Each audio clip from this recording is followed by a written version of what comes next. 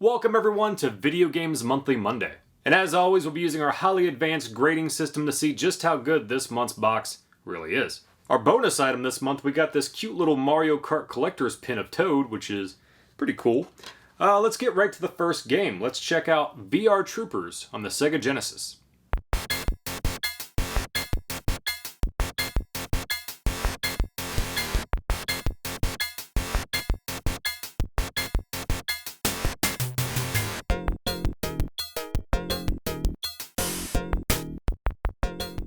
I remember this show, but I couldn't tell you a damn thing about it. I gotta say the cutscenes here are a bit trippy. I was somewhat concerned my wife added a special ingredient in those brownies she made. Anyway, I was hoping for a beat 'em up, but as you can see it's a one-on-one fighter, and not a very good one. However, I have played much worse. I do like the background of the first stage though. Overall the graphics are nothing special, but they get the job done. I gotta say though, it's pretty funny when you beat the first opponent. I can only hope this is how I go when my day comes. Well, on to the next fight. Holy sweet mother of God, what the is that?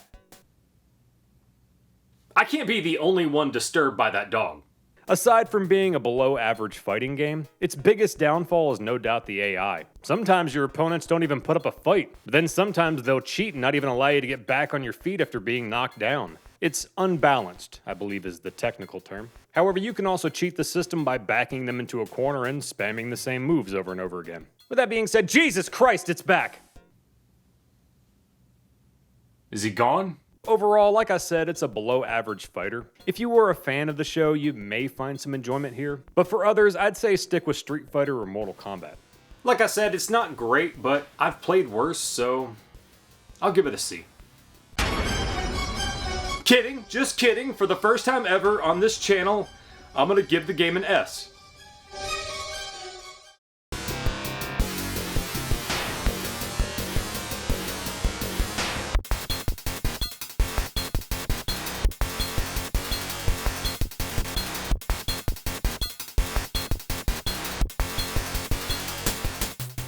Next up, we got Pilot Wings on the Super Nintendo.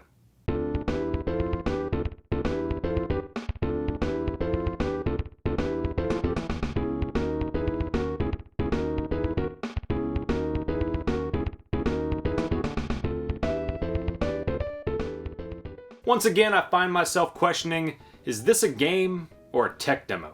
Yay, Mode 7. Anyway, I kinda had a hard time with the controls. Not that they're overly complicated or anything, I could just be stupid. Parachuting here has you jumping from a plane, attempting to fly through some rings like Superman 64 or some shit, and eventually landing safely. That's about it. You can also fly a plane. I don't really know what else to say. I should mention that there was an issue capturing gameplay footage on my first attempt, so I had to go back and replay these games just to get footage. The good news is, while I did poorly on my first playthrough, this time I was successful at getting certified or whatever, which really opened up the variety in this game. That's right, now we have a jetpack. If you can't tell, I didn't have the best time with this game. It functions and definitely accomplished what it set out to be. I just have no interest in playing it ever again. Yeah, I can see that some people might find this game relaxing, so I'll give it a C.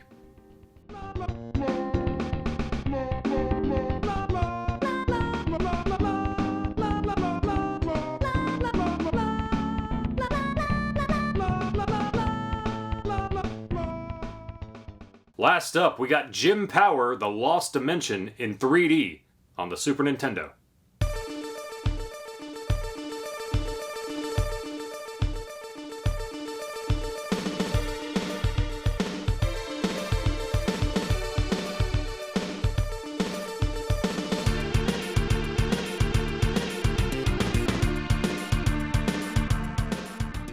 I don't know how I feel about this game.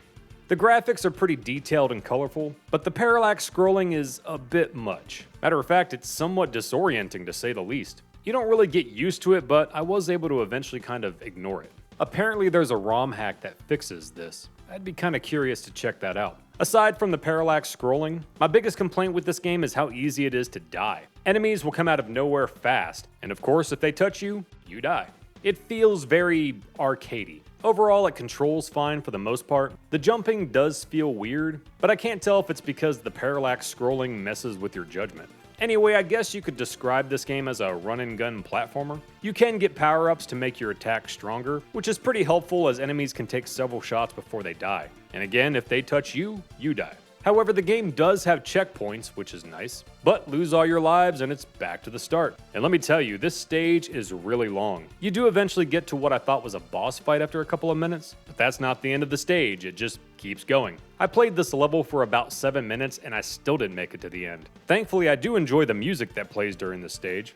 Wish I could have heard more though. Memorization is definitely the key to making any success in this game. Also, walking really slow tends to help as well. I can't say I had a bad time with it though. I would have no doubt played the hell out of this game as a kid. Despite its flaws, I could actually see myself coming back to this game. I'm gonna give it a B.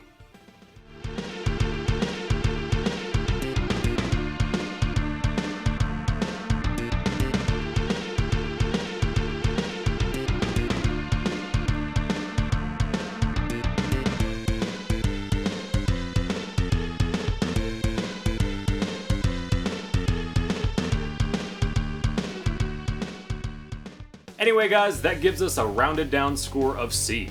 Oh, thank God we're back to normal. Thanks again for watching guys, you know what to do, like, comment, subscribe, all that fun stuff, and I'll see you again next time.